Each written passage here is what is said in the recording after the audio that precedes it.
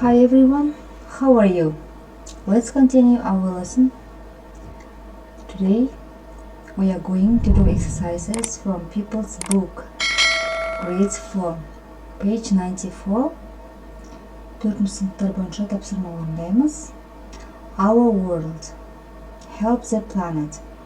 So exercise 30, read and complete. Жоғарыдағы берілген сөздерді орнына дұрыс қою қажет. Kazakhstan is a country with many beautiful wild animals. One of them is the snow leopard. Snow leopards are amazing animals with white fur and black and gray spots. They live in the mountains and in the forests of Kazakhstan. Яғни Қазақстанда көптеген әдемі жабайы жануарлар бар. Олардың бірі леопард, яғни ақ сілеусін дейді қазақша. Олар өте әдемі жануар, өзінің ақ терісімен әдемі келген жануар. Олар тауда өмір сүреді және Қазақстанның орманды жерлерінде өмір сүреді.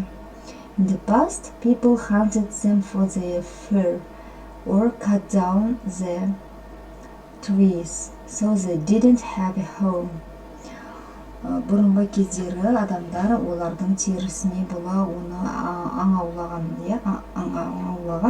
немесе ағашқа кесу үшін. Яғни олардың үйлері болмаған. But today people in Kazakhstan are protecting the snow leopard and its home. That is fantastic. Now next. Келесі текстте жоғарыдағы сөздерді қоямыз. Stone Age, one of the England's oldest monuments. It's about 5,000 years old. But today it is in danger. Яғни қазір күні ол өте қауіпті түрде. Stone Age деген бұл Англиядағы өте ескі тауларды айтады осындай. Ол 5000 жыл болған шамамен оған. Және бүгінгі күні олар қауіпте. There are many roads and cars around Stone Age, and the air pollution from the traffic damages these mysterious giant stones. Tourists must also be very careful when they visit Stone Age. They mustn't drop litter or gum. We must all try to save these wonderful monuments. Яғни адамдар оның айналасына қоқыс тастамау керек. Біз бұл әдемі ғажайып тауды сақтап қалуымыз керек, қорғауымыз керек дейді. Next page. Checkpoint unit 6. Жоғарыда exercise 1 сөздермен суретті сәйкестендіреміз. Біз бұл сөздерде өткен болатынбыз. Salt and pepper, яғни тұз бен бұрыш. It is picture E. Cabbage дегеніміз бізде капуста. F. Mayonnaise, майонез. Ол бізде number picture B. Mustard. Mustard деген олымыз горчицаны айтамыз. Picture A. Sausage, колбаса. Picture C. Lettuce дегеніміз бізде жапырақ. Салат жапырағын айтады. Ол D. Exercise 2. Read and underline. Дұрысын белгілеу қажет. For example, the first, can you buy me a loaf of bread, please? Яғни, loaf of bread деген ол кусок хлеба, яғни нанның бір бөліндісін айтады. There is some yogurt in the pot.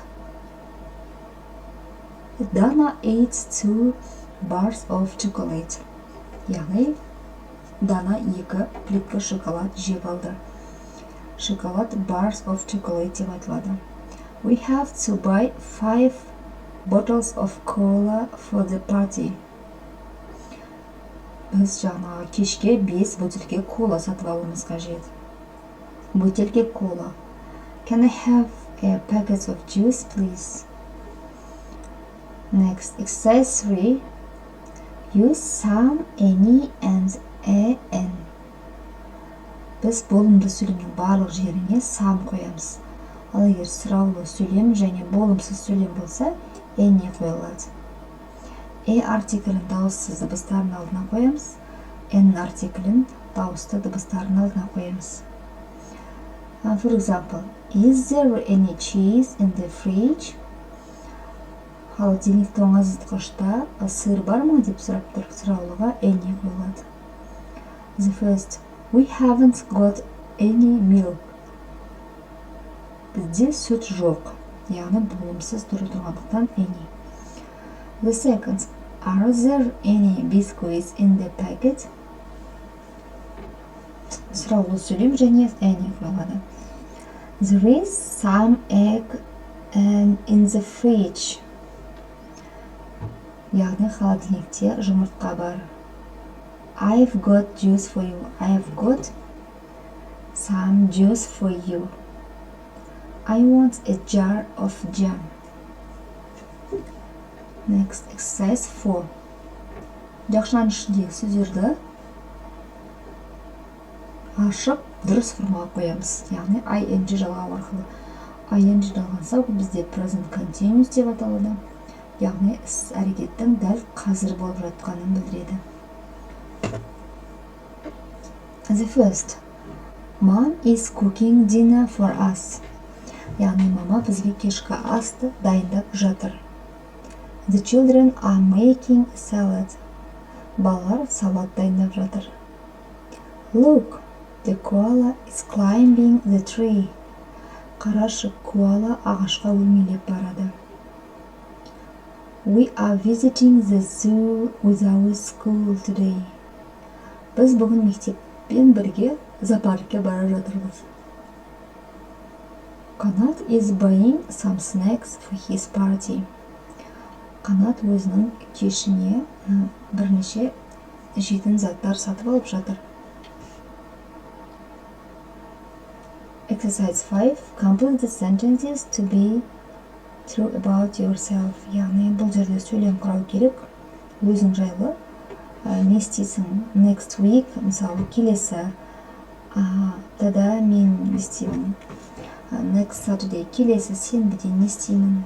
Tomorrow, ертең не істеймін? Tonight, түнде, бүгін түнде не істеймін? Сол жайында сөйлемді жазу керек. For example, next week I'm going to buy a car. Машина сатып алайын деп жатырмын деген сияқты. Next Saturday I am meeting my friends. Достарыммен кездесемін келесі сенбіде. Осылай сөйлемдер құрап аяқтаймыз. Do you understand, children?